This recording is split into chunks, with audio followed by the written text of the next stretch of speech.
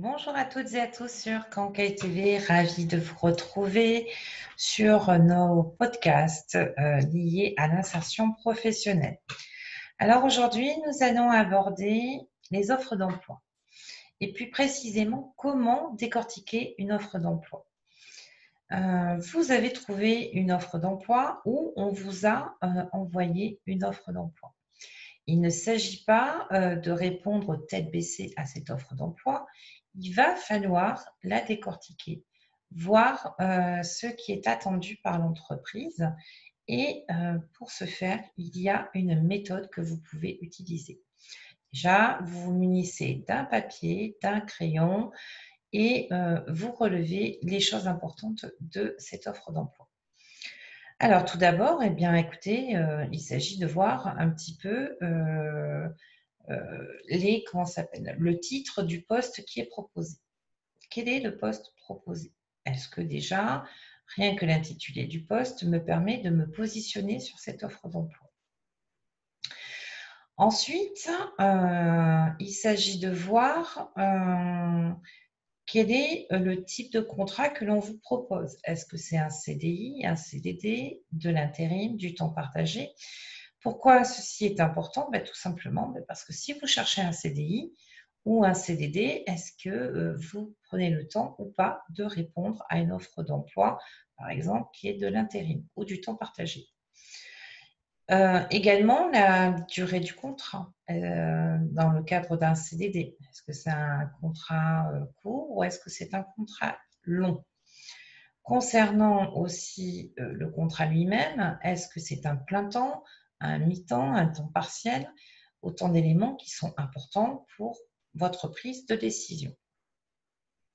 Ensuite, il y a des informations sur l'entreprise. Alors, quelles sont ces informations sur l'entreprise? Ça peut être tout simplement ses valeurs, son histoire, ce qu'elle raconte d'elle sur cette offre d'emploi. Alors ça, c'est important de le relever. Pourquoi? Parce que déjà, vous allez vous en servir pour votre lettre de motivation et pour voir ce qui est essentiel à retenir concernant cette entreprise. Nous allons passer maintenant aux exigences et attendus de l'entreprise. Alors, il y a parfois une exigence, c'est-à-dire que l'entreprise tient absolument à ce que vous ayez telle ou telle compétence. Là, vous allez regarder et lister toutes les compétences qu'attend donc l'entreprise pour que vous puissiez prendre en main ce poste. Relever l'importance des compétences. Alors, comme je vous l'ai déjà expliqué dans ma précédente vidéo, les compétences les plus fortes, les plus stratégiques qu'attend l'entreprise sont toujours au début. Il va donc falloir continuer à travailler sur cette offre d'emploi en regardant également le lieu de cette offre d'emploi. En effet, si vous répondez à cette offre d'emploi, il faut voir si, sur le plan kilométrique, vous êtes prête ou prêt à faire ce nombre de kilomètres.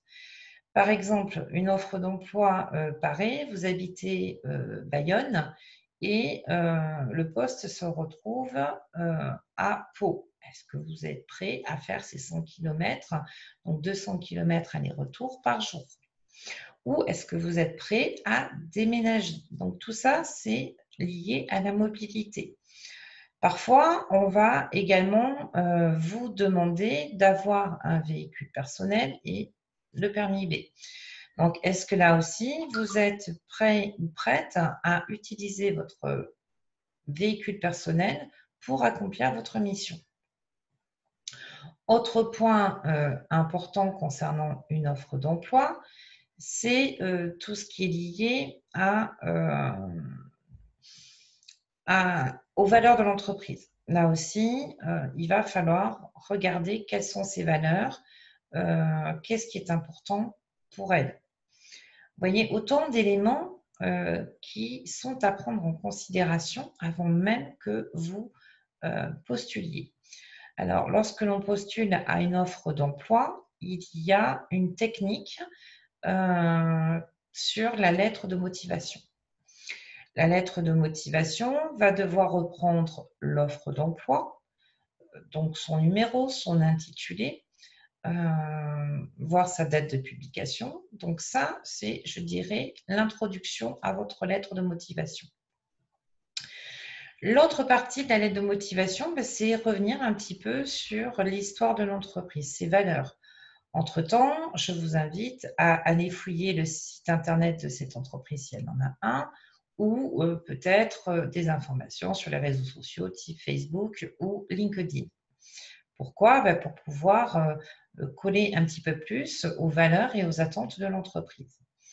Donc, premier pavé sur la lettre de motivation, tout ce qui est lié à l'entreprise. Dans un autre pavé, eh bien, vous allez revenir sur une expérience majeure de votre parcours professionnel qui puisse illustrer les attentes de cette entreprise. Il ne faut pas non plus rentrer dans le détail du détail. Il faut donner des éléments importants et synthétiques concernant cette expérience, en rappelant également quel était l'intitulé de votre poste et votre entreprise, votre employeur auparavant. Dans un troisième temps, il y a tout ce qui est lié au savoir-être, c'est-à-dire voilà comment moi je suis. J'aime le travail d'équipe, je suis autonome, dynamique. Vous voyez, c'est ce qu'on appelle les savoir-être. Alors ça, c'est important aussi pour l'entreprise puisque ça lui donne des indications sur votre personnalité. D'où l'importance de réfléchir à la façon dont vous allez les amener et comment vous allez les rédiger.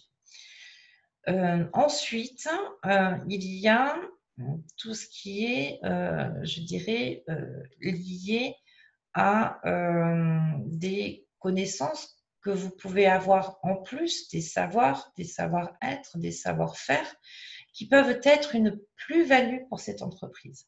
Donc là aussi, réfléchissez à qu'est-ce que vous pouvez apporter en plus à cette entreprise et pourquoi cette entreprise en fait, vous choisira à vous et non pas à une autre personne. On conclut bien évidemment la lettre de motivation en n'oubliant pas de mentionner le fait que vous joignez votre CV, que vous remerciez l'interlocuteur pour son attention et pour sa réponse. Et n'hésitez pas non plus à dire à l'employeur que vous demeurez disponible pour toute information complémentaire et entretien et que vous pourrez également le contacter dans les prochaines semaines pour savoir si tout simplement il a bien reçu votre candidature. Et on finit avec les salutations. Donc, attention, dans les salutations, on reprend l'intitulé de l'accroche au départ, c'est-à-dire Monsieur le directeur, Madame la directrice, Monsieur le directeur des ressources humaines. Si vous n'avez pas la qualité de cette personne, Monsieur Untel, Madame Untel, donc on le reprend aussi dans la formulation des salutations. Ensuite, n'oubliez pas une chose, relisez votre lettre de motivation, faire attention à la syntaxe, faire attention à l'orthographe, ne soyez pas trop long non plus, votre lettre de motivation est là pour compléter votre CV. Il ne s'agit pas de reprendre l'entièreté de votre CV. Cette lettre de motivation peut parfois être demandée manuscrite, donc dans ce cas-là, vous la faites manuscrite et vous l'envoyez à l'adresse qui vous est demandée. S'il s'agit de faire une candidature par mail, alors n'allez pas écrire une lettre de motivation sur un document que vous allez joindre. Mettez cette lettre de motivation directement dans le corps de votre mail. Évitez que votre interlocuteur n'ait trop de clics à faire. Voilà un petit peu les conseils que je pouvais vous donner à la fois pour décortiquer une offre d'emploi et pouvoir y répondre et sur cette lettre de motivation liée à cette offre d'emploi.